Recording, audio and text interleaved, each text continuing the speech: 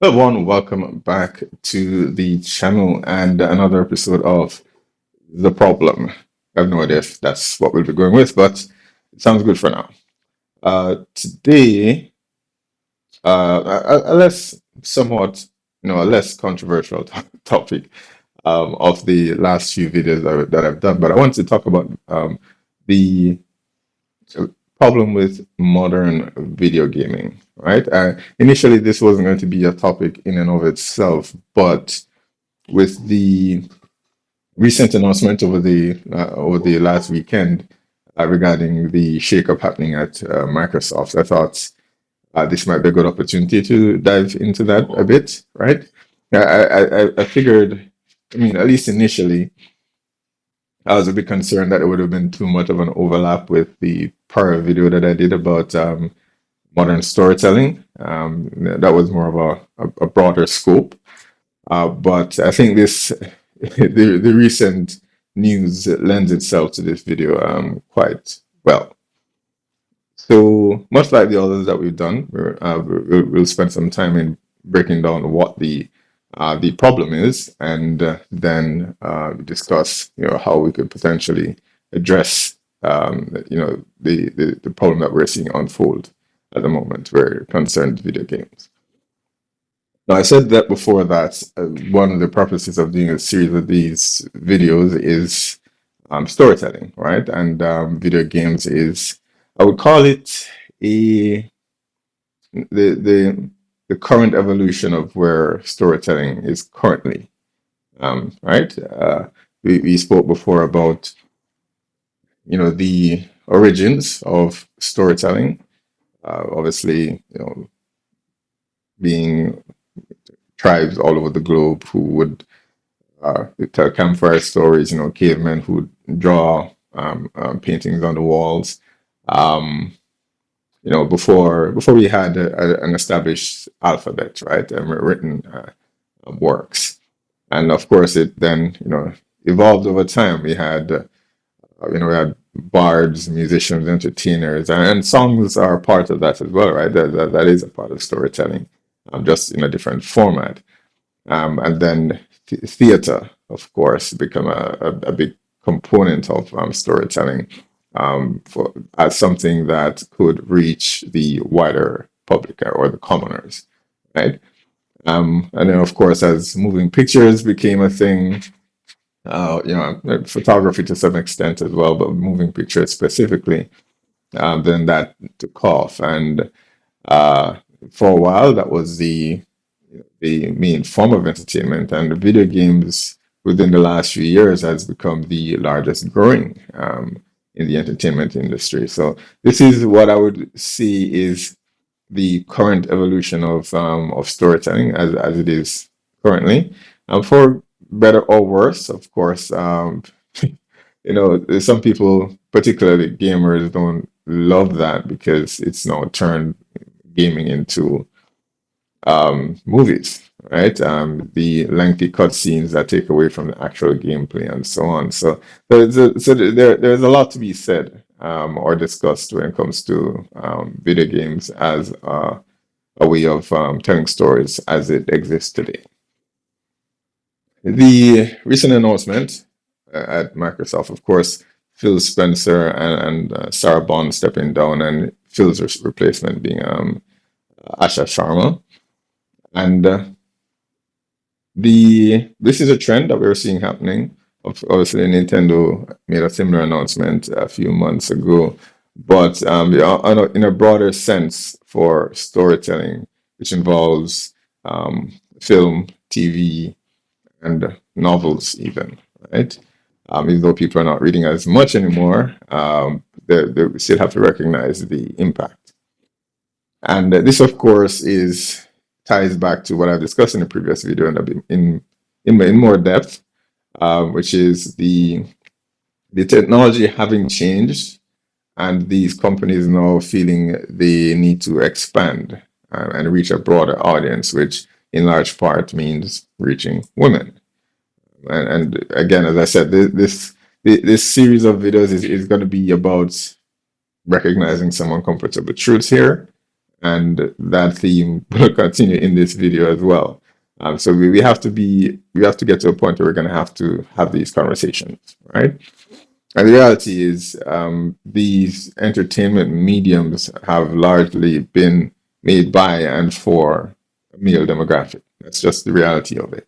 This does not mean that women cannot enjoy this content. In fact, the thing that women enjoyed about about these stories, whether it's film, novels, games, whatever, the thing women enjoyed about them is the male perspective that was reflected there, and that is slowly being drained out of uh,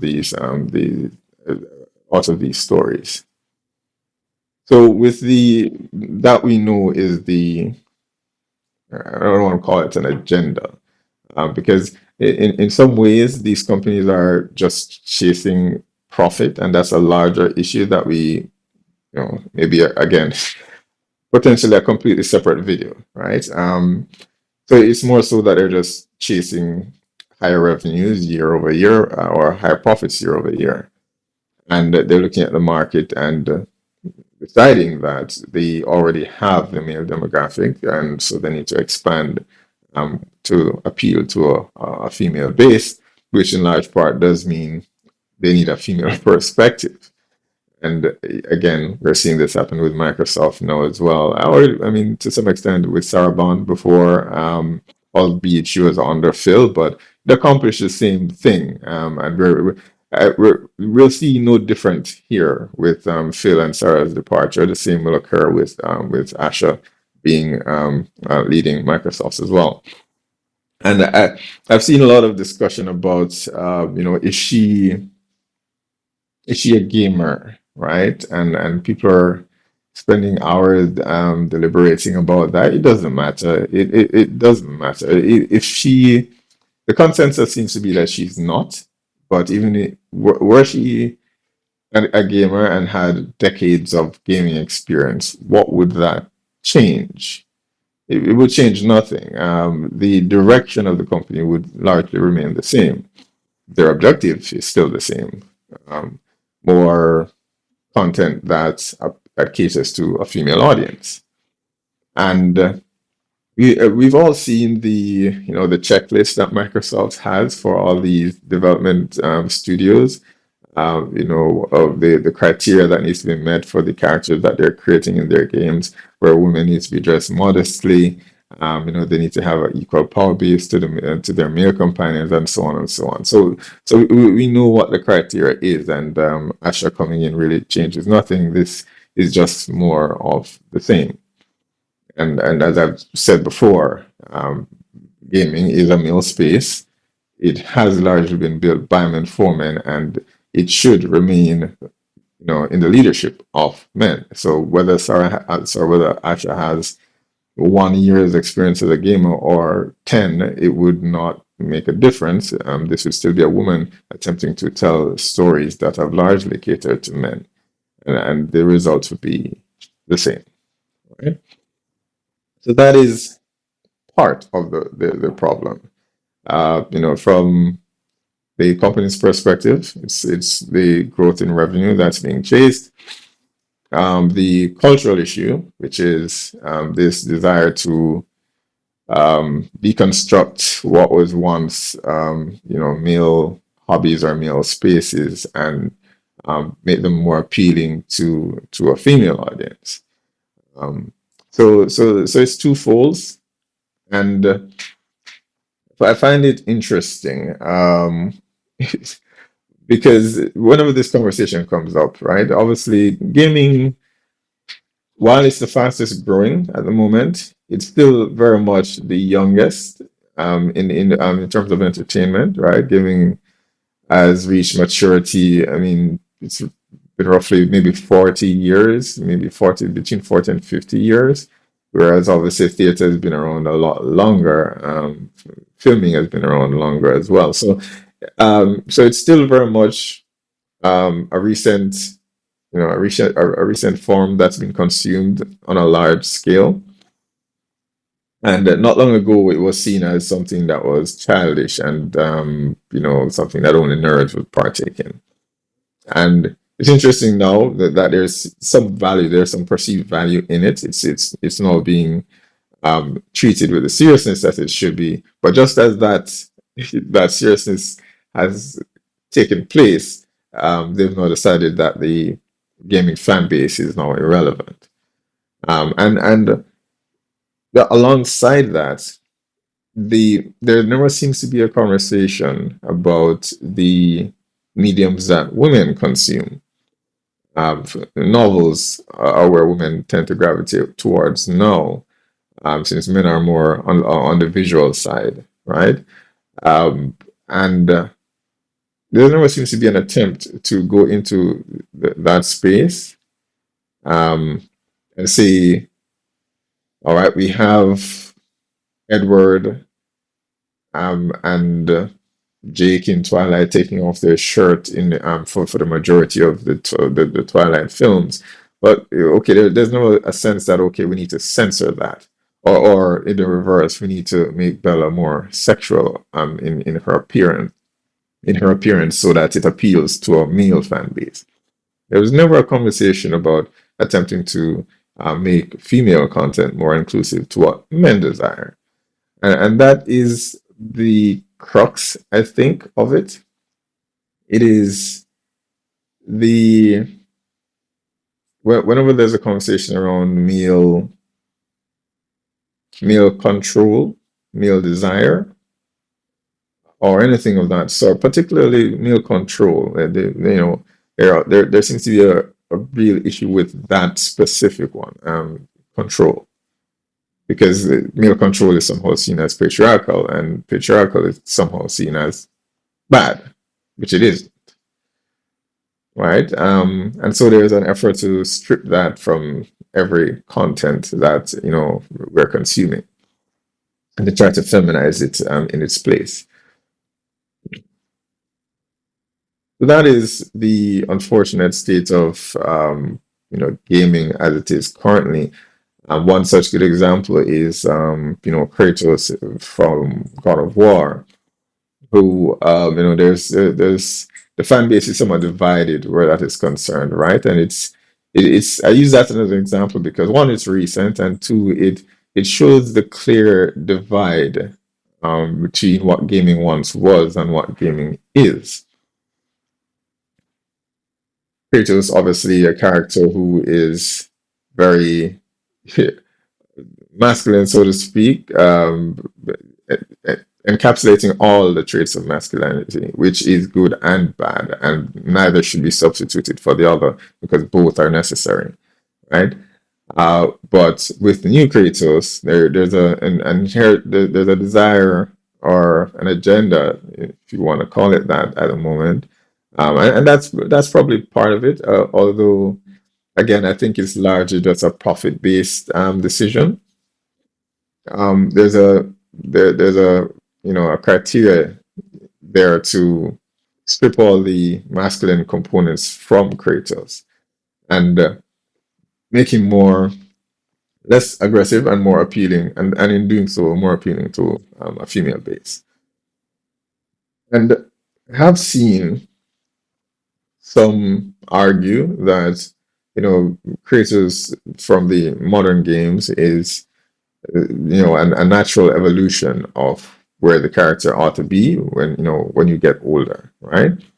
And that's a trend that you're seeing in a lot of Hollywood films and or even gaming now, is the male character becoming old, and somehow that being twisted to mean that's end of life, and he now needs to pass the torch on to his younger, usually female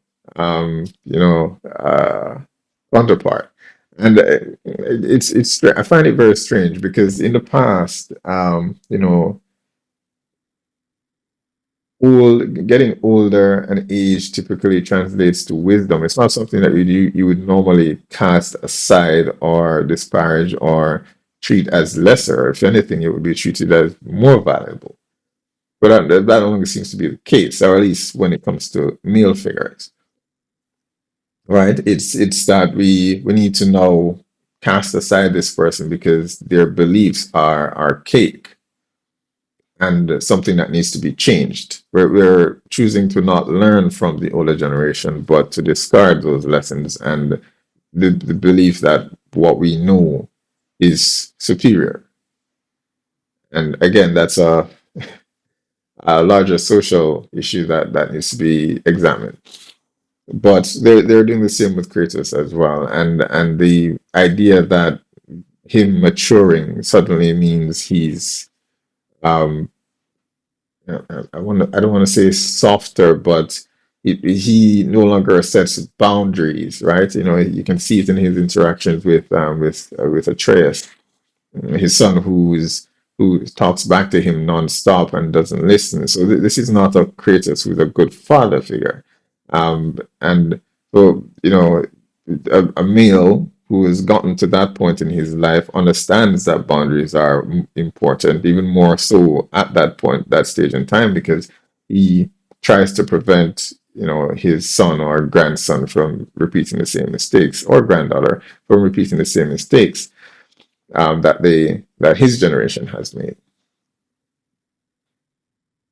And while they try to somewhat balance things by, having Kratos keep his temperament somewhat throughout the games, they're not recognizing the value in it. Instead, they're trying to deconstruct it. Say, this is the reason you are acting this way, and this is the direction you should be going. So there's no respect or recognition for the wisdom that he's accumulated over the years. It's usually dismissing that.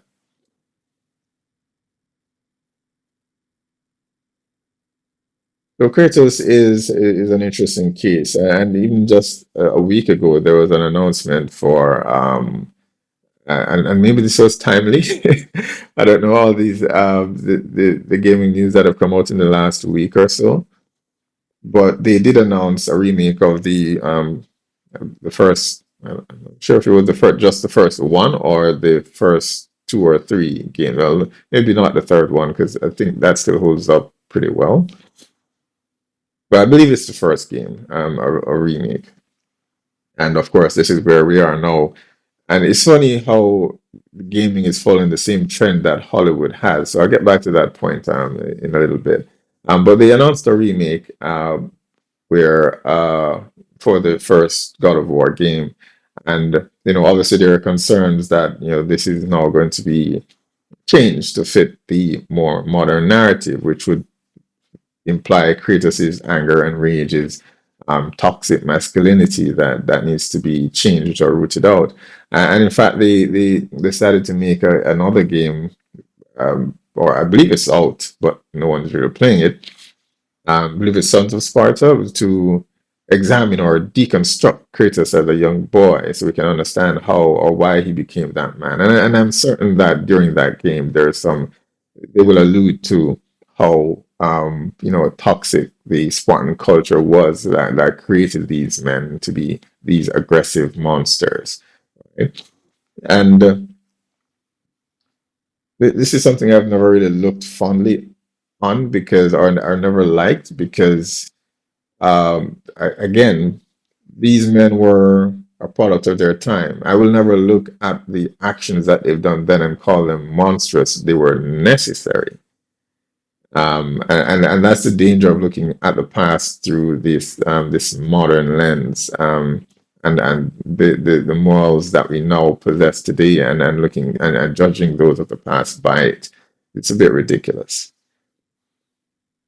But the games are obviously, again, you know, there is concern that, all right, they're going to try to deconstruct Kratos. They're going to try to censor the game because of things they believe are no longer tasteful today. Which, again, if the game is being accurate to the time, these are things that will happen, or have happened, and we should not shy away from them. And this is one of the dangers of, I've mentioned before about storytelling and what it takes to tell compelling stories, and why there is this disparity between men telling stories and when women tell stories. Because to tell truly compelling stories, you must be willing to push boundaries. You must be willing to offend. You cannot be truly creative without risking offense. And obviously, from a woman's perspective, and again, this is not opinion, the science behind it is conclusive. Um, Women are risk averse, right? They avoid risk. They lend or lean more towards being empathetic towards those around them. And this unfortunately does not make good for telling good stories. It just does not. Because in a story, you do need something to motivate the character or to push the plot forward, and that's more often than not something gruesome or something offensive. And that's just one of many reasons, of course. But in this particular case, especially for God of War, that is an important component of what made the character beloved in the first place. And with a female lead, of course, at Microsoft, we'll see again, as I said, more of the same. I don't believe it's going to really get worse. It can't get much worse than it already has. We saw the same happen with Master Chief for Halo as well.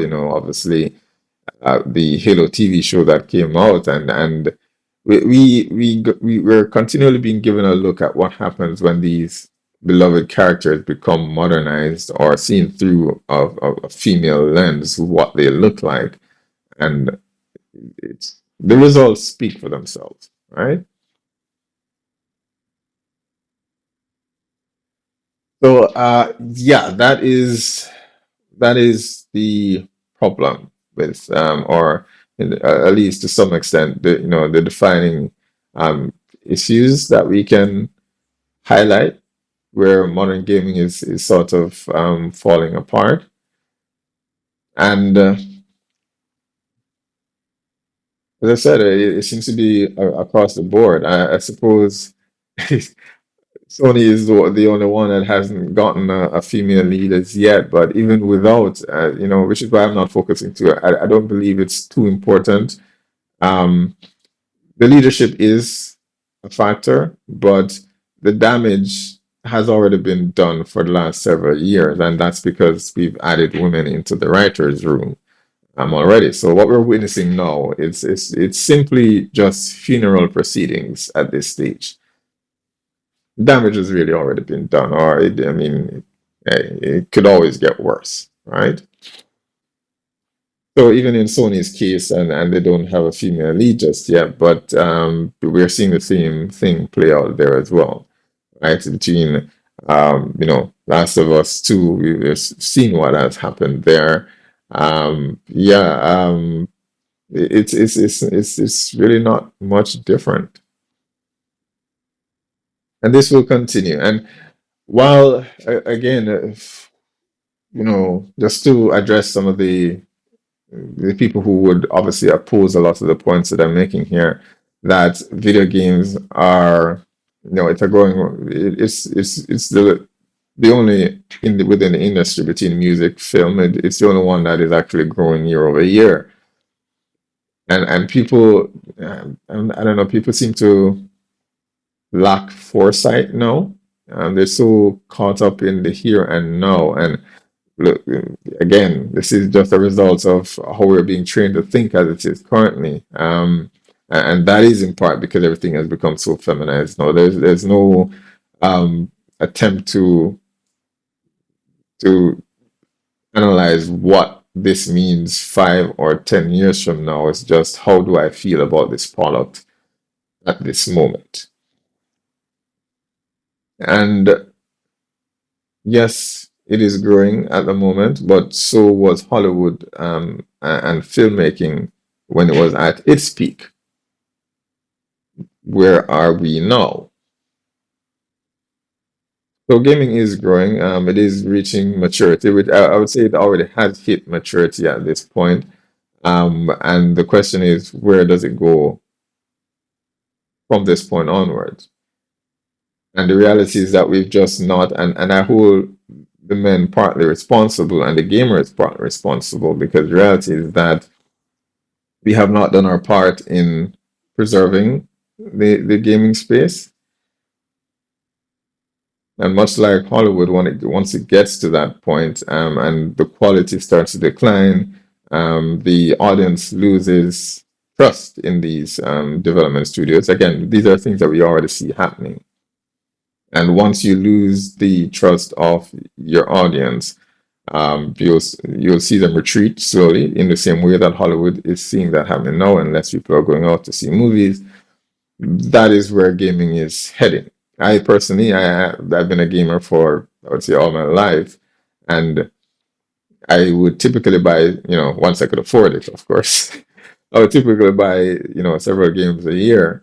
I'm now down to one, maybe two games a year. Last year was Path of Exile 2 and I want to say Hogwarts Legacy, but I think Hogwarts was the year before. Yeah. So I'm down to, one, maybe two games now. And since the year has started, I'm still at zero, right? And we're now approaching March. Although I did buy Manor Lords because there was just nothing else to play, and it's an early access game. I wouldn't really count it. It's not a full release, but um, I wanted something that was, it wasn't filled with any sort of propaganda or anything of that sort, and just I could just play without worrying what's going to pop up somewhere. Um, and so that's the only thing I've really purchased this year. Yeah, so where it's headed now, it's not ideal, and I think there's going to be a shift once more because, as I've said, the gaming is the evolution of storytelling as it is currently. But storytelling is part of our DNA. It will never truly go away. It will just change its form, and video games are the current form. However, as what we're seeing now with AI, I believe that is the next progression. And of course, Disney is sort of trying to get ahead of that, and they've now, at least they've planned on selling their IP for to be used in language models for things like Seed Dance. Well, maybe not specifically Seed Dance, but other AI models similar to that. So they've seen where it's going, and they're trying to get ahead of that. And I believe that is the next evolution for storytelling. And that means that much like Hollywood and filmmaking, less and less people will be consuming video games, and they will be shifting towards. But I would say, I don't know what it would be termed, but it would be AI entertainment. It would probably be a model, somewhat a subscription model where you pay a fee and you're able to access this model which has these IP, um, and able to create content and then put that out. Obviously, the copyright complications still exist there. I'm not quite sure how that would end up being worked out. Yeah, that's a large part of the problem because the government that we currently have in place is these are old people. They don't particularly understand, and they really should. I'm not really gaming per se, but they should understand the importance of storytelling, and they don't. And they should recognize that this is something that needs to be safeguarded, and laws need to be put in place to ensure that these things can be preserved and treated fairly, and the consumers are treated fairly. But they're always one, two steps behind the technology, and that is concerning. Obviously, again, I keep a lot of times I have to point to China because they're ahead of the ball where that's concerned. They understand that culture is, I keep saying it, but stories are a reflection of the culture, and the culture informs the stories, and they understand that preserving their culture is paramount. The West somehow does not yet have an appreciation for that, or they used to, and they've now discarded that in place of activism.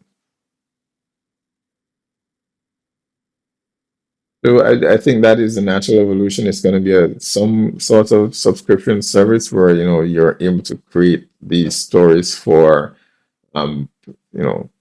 consumption, and that is where the gamers will move to. Maybe again, not completely, because it's the same with movies. It's dying, but it will never truly go away. It will be the same for gaming. There will still be some people who are consuming it, because obviously gaming is, it's not just a visual medium. You do have to perform actions, and there are people, the actual gamers who want to play games and not just look at cutscenes. Those people would still be there, doing their best to to focus on gameplay. So that may be the natural evolution of it. I I think where it concerns on the technological side, because there's that part that is still a factor, though not the largest, which is the consoles. And obviously, Microsoft has seen a decline in Xbox console sales. Sony has seen a drop as well. So over the years, they've all seen a decline. And obviously, Xbox more than the rest. Nintendo and Sony are still doing fairly well. But that is part of it. The shift from this console and more towards the PC side, and this is why Valve and Steam has sort of, I believe they've announced a Steam box, which is their idea of not so much a console as it is, which there's really not much difference anymore between a console and a PC, because that's what the consoles are at this point. Um, but Valve has seen that where this is going, and they've decided to put out a Steam box to compete with, in the PC side, right? And I think eventually that is where consoles will go. Nintendo and Sony are trying to hold out, but they will fall into the same trap, because once more, there's the chase to get profit year over year will eventually dry up, because there are only so many customers that you will ever have access to. And that's one of the unfortunate issues with capitalism and chasing profits endlessly. It's not infinite. You will reach a market cap.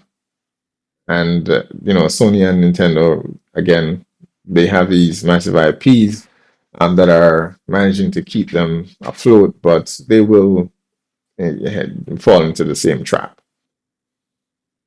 particularly because they're pushing this agenda to their gamers, or pushing their gamers out in favor of this activism. And recently, there's been some sort of pushback from like Japan, for example. But I don't think I don't think it's genuine. I don't think it's genuine. And I don't believe it'll last either, because Japan has long since been trying to appease the West, unfortunately, and they will buckle and do the same that they've always done. So I know a lot of people think of them favorably and saying, okay, Japan has all these things that Western studios try to take out, but Japan at this point is just controlled opposition. It is. It will try to find a middle ground to not be too offensive, but try to give players what they want as well, which is, again, this is not you giving your player base what they want. This is you buckling and saying, we'll do what the West asks of us. So from a technological point, I do think that is where we are going with consoles, and just the future of, or the next step in storytelling, I think will revolve around AI, generating the stories using existing IP, which is a problem. one of the things that isn't being talked about in this conversation is the gamers, and their position in it. All right, because I'm one of those people who are very critical of gamers, um, because I do believe we have a hand in where we are currently. I recently, it's a few days ago, I saw this. I didn't watch it, but I thought I saw the title and I found it very interesting. Um, it looked like it looked to be a critique of, um, was it Adam Sessler and Morgan Webb from like this X-Play program that used to be on G4 TV, decades ago, and someone was doing a video, being critical of them for some remarks that they've made, saying gamers are stupid, right? Which, firstly, it was done in a comedic sense, but obviously there's some truth to it. And if you are complaining about someone saying that about gamers, then you are part of the problem, because again, you're attempting to censor. And it's funny that these people don't see the irony in what they're doing. You're doing the very same thing that you're accusing the industry of doing by saying these people should not be free to express that. And when Adam and Morgan, would put on these skits for their video game reviews, it was a give and take. They would insult the audience, and the audience would insult them back. And I bring it up because there is some truth to what they're saying in that gamers are stupid. Because once we opened up gaming to normies, to a broader audience, we did invite a lot of stupidity into the hobby, right? We stopped having conversations about intricate gaming mechanics and how they work, and instead we're now discussing labels. So gaming, gamers have become stupid by virtue of opening it up to just everyone, and that's just the unfortunate truth. And nothing could be more clear when you look at things like live service that we've allowed to become popular, and even worse, we are defending. And I'm guilty of it myself. So I'm not saying I'm not. But at the very least, I'm at the point where I've recognized that this was foolish, and I should not have cheered this on initially. When Microsoft was buying up all these smaller studios or even the large studios, I saw people cheer, and at that point, I thought to myself, this is not going to be good for us in 5 to 10 years, and that was my wake up moment. But people were still cheering, and they still cheer now, and they still cheer when things like live service became popular, because they were sold this idea that if it's live service, or games need to be always on or always online, so we can send you more content over time. And of course, on the surface of it, that sounds great. But you have to, again, foresight. You have to think that these are corporations. Is what they're telling you the truth? Think, okay, they say live service, they're going to be able to roll out additional content over the years. But from a corporation's position, what do you think would be more beneficial? Make a complete game, and then invest, in budget for making that game, and then budget for additional content that they will then need to sell you over the course of years, for you to buy league and so on, league passes and so on. Or is it more beneficial to them to make the game, strip out 10-20% off it, sell you 80%, and then sell you the other 20% over the course of the next several months? That is clearly the direction they will go and have gone, which is why much of the games that you're seeing feel so unfinished. And the irony of it, and again, it comes back to the gamers are stupid comment, is that you have to realize that the price that you pay for the retail price that you pay for the game in many cases, it already includes the the DLC and expansion and other microtransactions. It already includes a lot of that. The retail price that you pay in many cases already include the cost to make those DLCs and expansions and micro and customization, cosmetics, and so on. Right? So what you're in effect doing is paying for that stuff twice because the companies in large part are not going to budget for this and then for this massive project. What they'll do is they'll have the budget for the entire production, which includes a lot of this additional stuff, and then they'll take that out as extra items to be sold later. But the price that you're getting to pay for the game includes the full cost of the production, which includes all of that stuff. So in many cases, you are paying for the game, which already includes the cost to produce the DLC expansion or cosmetics. And then later on, you pay for that cosmetic, which costs many times the same, if not more, than the actual game. Now, obviously, if it's like a major expansion or not DLC, I would say an expansion. If it's like a major expansion, then most likely it has its own budget. But in other cases, particularly for DLC or small expansions, those would have been a part of, if not in full, even in part, they would have been a part of that production, that initial production for the game. But it just didn't make it into the game, so they just strip it out and then sell it to you later. But the cost is already built into what you have paid. And so it comes back to this, this gamers are stupid concept, which had a kernel of truth in it because we don't have people in gaming anymore who's thinking about that stuff, and they used to.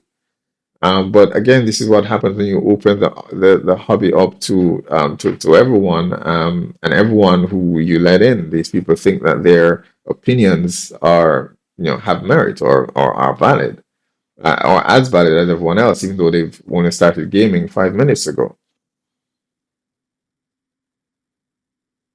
So I've seen some one of the suggestions that people have made to try to address this all these issues with gaming is gatekeeping. Does gatekeeping work?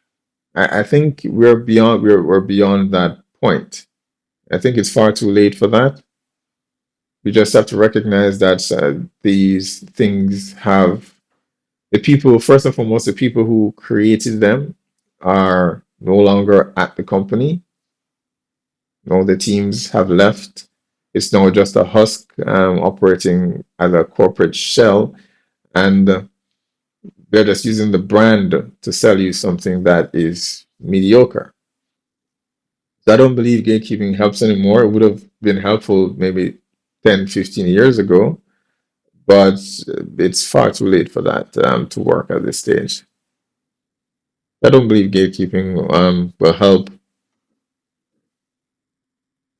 I think, at least in my opinion here, the only solution or the solution that would be most impactful would have to come from a regulatory standpoint. The other conversation that we would need to have is more cultural, which that's the most difficult one to solve. But from a regulatory position, I think that is the most immediate solution that you can have, which is we need politicians who are who treat games with the seriousness and that seriousness that it needs to be treated with, or value that it needs to be treated with. Because again, gaming is now storytelling, and as I said, stories are a reflection of the culture and what it's painting. The picture that it's painting at the moment is not good. So we need people in government, and we need regulators to avoid some of these pitfalls, and by that I mean not allowing them to be bought up by these mega corporations. Microsoft should never have been allowed to purchase some of these publishers. And we see this happening all over. It's the same in the film industry. We look at the Netflix, Warner Brothers Discovery deal between Netflix and Paramount. It's this push to consolidate entertainment. And again, that is where creativity goes to die. And the same thing is happening in the video game industry. Now that Xbox and Microsoft is effectively, they've abandoned Xbox at this stage, right? And they're saying they'll focus more on the computing side, which obviously they control the market for the large part. But there's obviously an attempt to consolidate gaming, and I do believe Microsoft will abandon gaming at some point. They're already doing it to some extent. Halo, which was previously a flagship IP, is now being offered on PlayStation, or at least that's the intention for PlayStation and Nintendo. So they will get to that point where the major gaming publishers will be consolidated into maybe two, or one or two. Eventually, we'll get to one, but I think Microsoft is finished where gaming is concerned. And I would say next would most likely be Sony or Nintendo. Most likely it would be Sony that would be next. I think Nintendo has an advantage of they're less impacted by what is happening in the Western markets. Um, and there are certain principles, within Japan that would safeguard them. And I know Sony should follow that same rule, but at this point, Sony is unrecognizable. It feels very much like it's a Western company. So I think Nintendo, to some extent, still operates like a Japanese company. And I don't believe they would want to sell that legacy quite easily. So I believe Nintendo at the end of the day will be the last one to stand. Plus, they have the money printing machine that is Pokemon and some other IP and Mario and Zelda and so on that people just play without thinking. So they have some protection. But that is the end game, to consolidate all these companies, and once they have, again, of course, their priority is we need women because men are inherently going to buy the games anyway. So we need to get these women in, and that would be the priority, and that's where gaming, much like Hollywood, is going to go to die.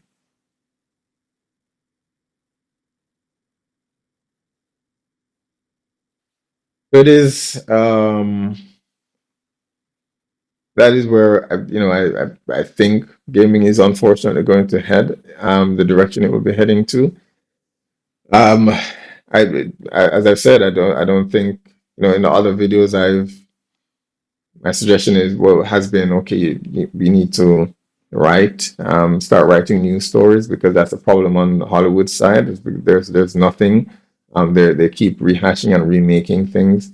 Um, because there's nothing creative there. And again, as I said, because it's become feminized, and to create and imagine, you need people, men specifically, who are able to take risks, who are not afraid to offend, because that is where creativity lies. On the gaming side, it's not as easy, because gaming is not just writing the story, it's all the other technical things that need to get done, programming and so on, and voice acting, and just everything that needs to come together for that to happen. So it's a lot more difficult. But in a similar vein, I do think that is where the solution is. And it's funny how the solution tends to go back to what originally worked. And I do think it's the same for video games, where a lot of these games came about because a group of friends came together and wanted to make something that they would want to play, right? And I think that is where the solution is for video gaming as well. So get together, pick up a pen and pencil and write, but also try to form, bonds with men who are like-minded, and want to create something. And I know it's a lot harder now, and that is the challenge, right? The economy is brutal at the moment. Everyone is having a rough time. But we have to persevere. We have to try to safeguard video games, and that is how you do it. I don't personally believe that indie as it exists at the moment is the way. I don't, because I believe indie games or indie studios, at least for the ones that I'm seeing popping up, when you dig further, a lot of them are getting backing from these companies that have these ideological pushes that they're mandating, and so they seem indie on the face of it, but when you dig in further, you're seeing that these weren't indie studios. They're double A studios that had millions of dollars of backing. Expedition 33 is one that I would call out. I don't think that's an indie studio. Baldur's Gate 3, it's the same thing, and you notice they're pushing the same agenda. There are a few in truly indie developers, of course, but the ones that you see being pushed and getting these promotions from these major corporations, they're not indie, right? So what we do need are true indie developers who are, it's just a group of guys coming together to make something. Um, and yeah, as I said, the only game I purchased this year was Manor Lords, and that's one example of that. Although it was one guy, I don't know how he accomplished that, but it started off as just one guy working and building the game, and I think he's now hired a team to try to help him to um, to optimize the game and finish incomplete features and stuff like that. So it's still a work in progress, but that is true indie. Right, and there are a few others like that. But of course, again, eh, there are so many pitfalls and things you have to watch out for, because some companies will be indie 1 minute and then they eventually give in.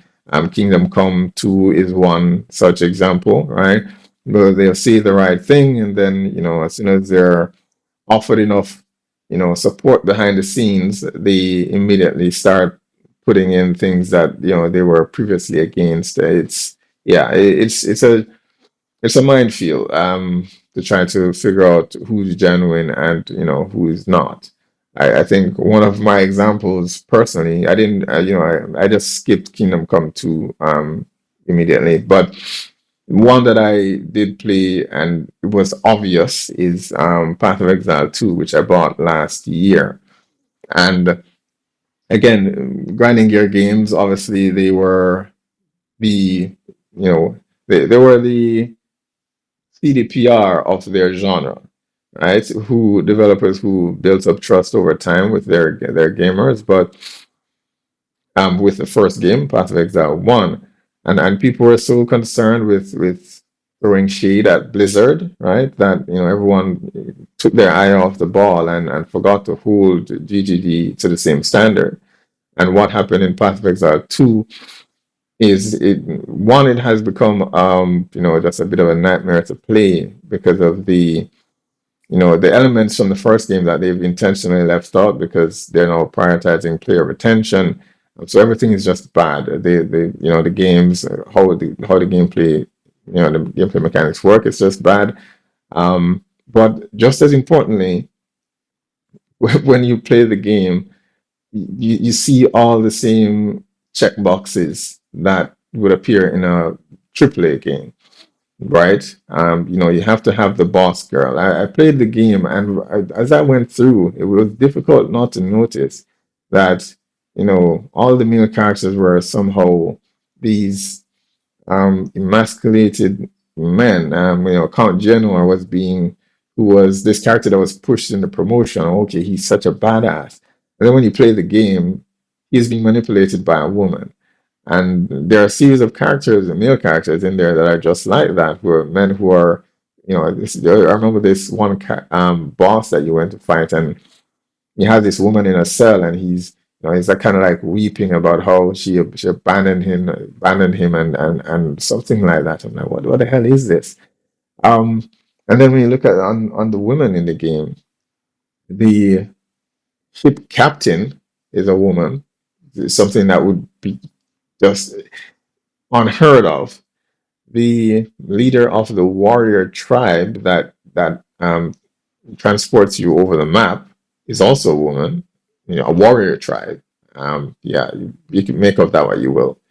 Um, and the descendant of this civilization that we need as a key to help save the world is also a woman. All these women who are in the game are, it's women are the key. They're the moral compass, and they're the ones who are right, and the men who are incompetent are leading to the destruction of the world. That's basically the trend. Male incompetent, woman great. And it just boggles the mind that, even the Path of Exile players, who some of them are, critical of this stuff, will overlook it because they want to continue playing Path of Exile. And that is, that's an example of the pitfalls that we have to be aware of. These companies, spend millions, analyzing how to push specific buttons to get your dopamine flowing, and how to keep you coming back and manipulate you and turn you into just an empty husk that will just buy and participate in anything they ask without question, right?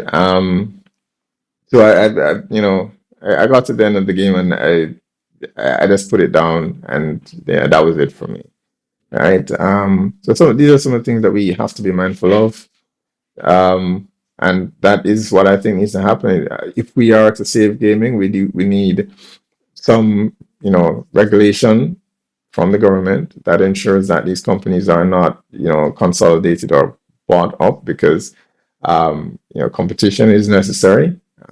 Stories need to be treated with the importance that they have, because they inform the culture, or they're a reflection of the culture. And the culture is, informs the stories, and we have to recognize how important this is. There's been a lot of talk, politically about, how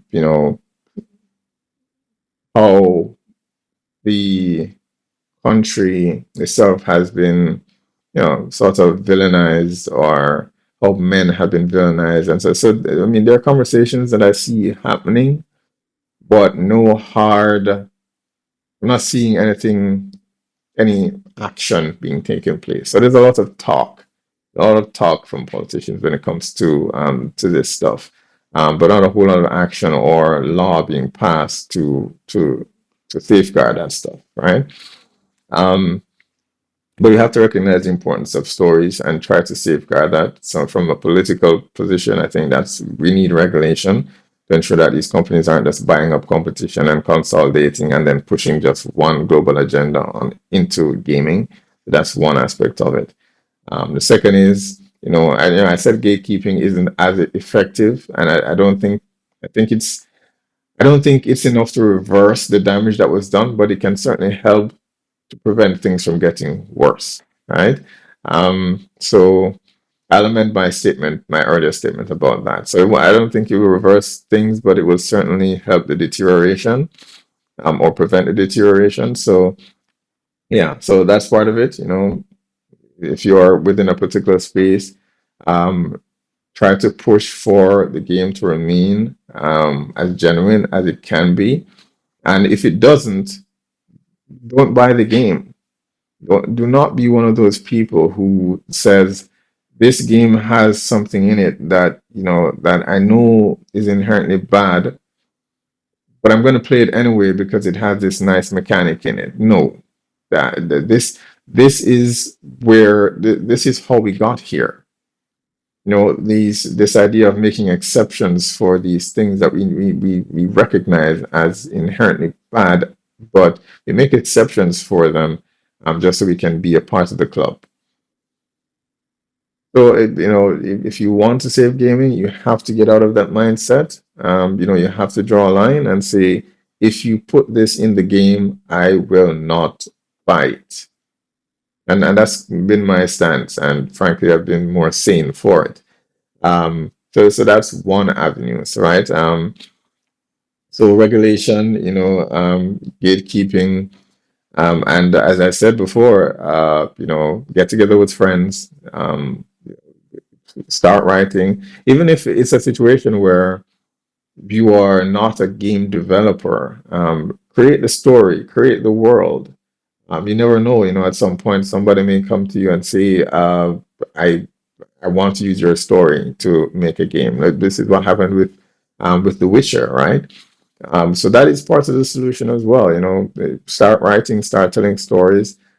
If you can get together with friends, try to um, get support and create these smaller games that will resonate with other like-minded gamers, right? We do see some of that, Knight's Path and so on. But again, as I said, just be mindful of some of these announcements, um, and what the commitments the developers have made, because often, these people will say one thing and then, you know, that will immediately change after a while. But if they seem genuine, just follow them along. Don't pre-order anything. I cannot stress this enough. Do not pre-order games. But if the developer says, something promising, then just follow them. Look at the reviews and what the feedback is. Steam seems to be generally a good place to get more honest feedback, but even it isn't immune to people just um, toxic positivity, just flooding their discussions and sort of hiding the flaws of certain games. So they're not immune to it, but it's better than most platforms, I suppose. And I still caution against relying on one particular um, platform to save gaming, right? Steam cannot save gaming. It's a good stopgap for the moment, as long as Gabe is there, but he won't always be around. So I do not recommend. I think we have to look at the broader picture and how to solve the larger cultural issue or cultural decline that we're seeing happening, so that we're not relying on just one individual or one company or one platform. And because if that platform falls, then that is it. And a good telltale sign of what happens with these companies is when they take the company public and then become beholden to shareholders, right?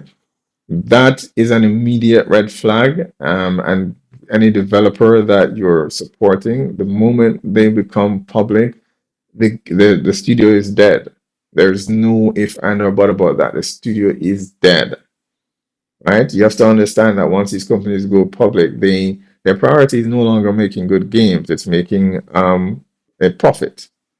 And the gaming is secondary, because the gaming now just becomes content. It now just becomes a product. So these are just some of the things to look out for. I mean, you've seen it with the biggest example, recent memory at least, is CDPR and Cyberpunk 2077, right? I believe it was toward the end of Witcher 3 development.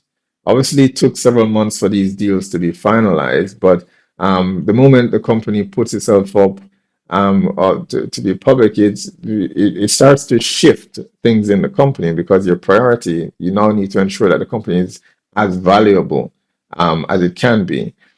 So people think, okay, yeah, the sale didn't happen until sometime after. It doesn't matter. Once the people internally are aware of it, the inner workings of the company has now changed. And so, the launch of Cyberpunk 2077 was disastrous, because obviously, again, they were prioritizing the launch, not delivering a completed game. Now, of course, now people are looking back at it and saying, okay, they've now fixed the game. So what? Yeah, if I want to buy a car, I don't go to the horrible mechanic down the street and ask him for something that's only poorly finished and take his word that he's going to fix it in the next several months to a year. No, it doesn't matter if they fixed it. The fact is, they knowingly released a broken mess. And it's clear that not much has changed there in terms of what their priorities are. All these inclusivity boxes that they feel compelled to check. It's still very much visible on their website that this is their priority, not not making a game. So for me personally, I've already written them off at least for the next game that they've announced. I have no interest in buying that. Um, I'm just not. So that is the state of gaming. I was hoping this would have been a lot shorter about video, but unfortunately it went on a bit longer than I anticipated. But that is the current state of gaming, the current state of Microsoft. I unfortunately do not think it will end with Microsoft. This will continue. I predict Sony will most likely be next, especially if they keep going in the direction that they're going. And we can look at what is happening with the God of War announcements and how that is being received. Ragnarok was not received as well as the prior game. And Sons of Sparta is being decimated at the moment. The indicators are all there as to where they are going. Maybe they can course correct if they clean house, get all these people, these activists out, and get gamers back in. Maybe, but if Microsoft has not done it, I highly doubt Sony will. Right? I highly doubt it. Nintendo is the only one that I could see. As much as we criticize Nintendo, and they do deserve criticism. They're still very much a Japanese company, and I can perceive some future where they push back and say no, we will no longer do this. But it's still, it's still a slim possibility. It's still very slim. So I do believe the future that we're heading in, unfortunately, is that gaming is going to follow the same path that filmmaking has, because they're continuing to push their core demographic out, which is in large part men. And as they continue to push men out, not just out of the consumer base, but also the men needed to develop the games and the quality games that they need, the quality of the games themselves will decline over time. And Sony will have to make the same decision that Microsoft has, and most likely we'll just have Nintendo for a while. If they choose to adopt or not to adopt, maybe they'll be the last bastion of gaming remaining, especially because they have more of a family-friendly gamer base, right? But that is the direction that we're heading in, and I think gaming as a storytelling medium will transition into what AI, what little benefit can get from AI, because I do believe AI is a bit overblown at the moment in terms of its use. But I do think one area where it will be useful is in reshaping how we tell stories. And as I said, gaming will always exist because there's always a need for those mediums. It just won't be as big as it is now. I think people will eventually move on to the next thing, which will be these AI stories that are generated from individuals, right? And we'll see what that future looks like. We'll see. For the moment, do your part. As I said, start writing, start collaborating with your friends on creating games that you both or that you all want to actually play. People will resonate with that as they have in the past, and hopefully we can create a new medium, because I think gaming is dead at this point. Maybe we can create a new medium called something else where actual gamers can gravitate towards that and enjoy games as they were meant to be. All right, that is it for this video. Sorry for going off on a rant, but gaming means a lot to me, and yeah, it's something that I'm hoping we can save in some way. But yeah, thank you for spending the time checking out the video, and I'll see you for the next one.